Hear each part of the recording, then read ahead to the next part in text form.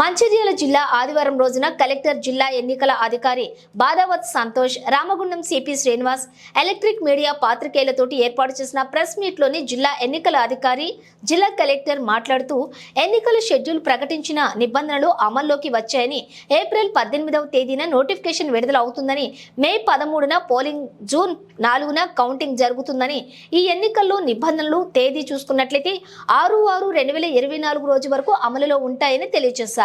జిల్లాలో 18 మండలాలలో 17 మండలాలు మంచిర్యాల, బెల్లంపల్లి, చెన్నూరు శాసనసభ నియోజకవర్గాలకు సంబంధించినవి. 17 మండలాలకు సంబంధించి ఎన్నికల నియమావళిని జిల్లా యంత్రాంగం పర్యవేక్షిస్తుందని, మోడల్ కోడ్ ఆఫ్ కండక్ట్ బృందం ఎన్నికల శిక్షణ ఇవ్వటం జరుగుతుందని తెలిపారు. రామగుండం సిపి శ్రీనివాసులు మాట్లాడుతూ పలు చోట్ల చెక్ పోస్టులు ఏర్పాటు చేస్తున్నామని, 50,000 కన్నా ఎక్కువ నగదు ఉన్నట్లయితే సరైన లెక్క చూపాలని, లేనిచో వెంటనే తీసుకుని వచ్చిన నగదును సీల్ చేయడంతో పాటుగా ఎవరైనా ఎన్నికల కోడ్ని అనుసరించకపోయినట్లయితే వారిపై చట్టరీత్యా చర్యలు తీసుకోబడునని వారు తెలియజేశారు.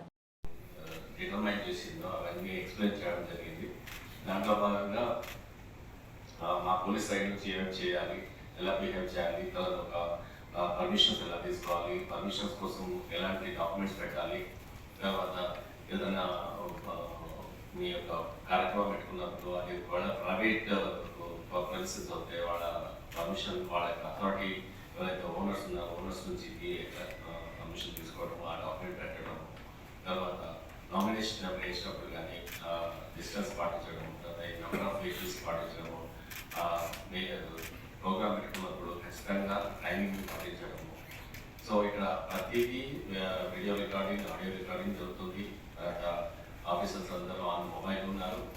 సో ప్రతిదీ ఈసీ గమనిస్తూ ఉంటుంది. And more ever all the officers, all the entire administration is now working under election commission. So అన్ని దృష్టిలో పెట్టుకొని తూచా తప్పకుండా ఈ ఎలక్షన్ కోడ్ని పాటించాలి. దాంట్లో భాగంగా మేము మా ప్రిపేర్నెస్ని తీసుకుంటే మాకు కంటిన్యూస్గా గత వారం రోజుల నుంచి మాకు మీటింగ్స్, వీడియో కాన్ఫరెన్స్ జరిగినాయి. మా డీజీ గారు, దాని తర్వాత additional DG law and order and intelligence నుంచి కూడా ప్రోగ్రామ్స్ చేస్తూ వచ్చాము. తర్వాత మాకు ఇక్కడ పెద్దపల్లి సంబంధించి, మంచిర్యాల, పెద్దపల్లి 2 కాన్స్టిట్యూన్సీలకు సంబంధించి ఎక్కడైతే మావోయిస్టు ప్రభావిత ప్రాంతాలు అయితే ఉన్నాయో అక్కడ ఆల్రెడీ నేను చార్జ్ తీసుకోవాలనే దాని మీద దృష్టి పెట్టడం జరిగింది.